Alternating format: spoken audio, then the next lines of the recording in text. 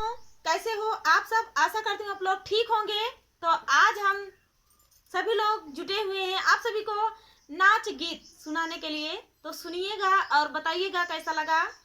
तो आज सौभाग्य से सभी लोग का आगमन हुआ है बिन बताए, मतलब आज कोई बता के नहीं आया है, बिन बताए सभी लोग आ गए हैं। भगवान की कृपा है।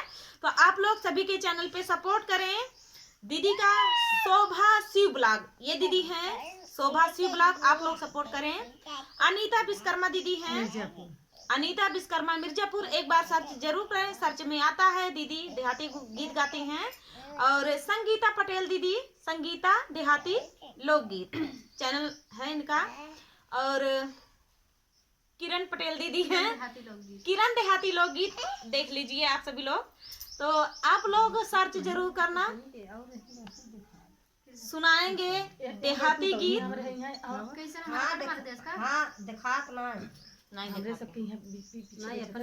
तो चलिए दोस्तों सुनाते हैं देर न करते हुए। आप सही दिखाने हमारे साइड में झुक कर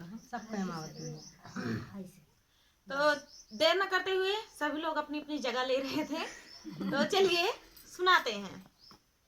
दुख का घड़िया बड़ी भारी बाला में छुप गइल केवाड़ी। दुख का घड़िया बड़ी भारी बाला में छुप गइल केवाड़ी।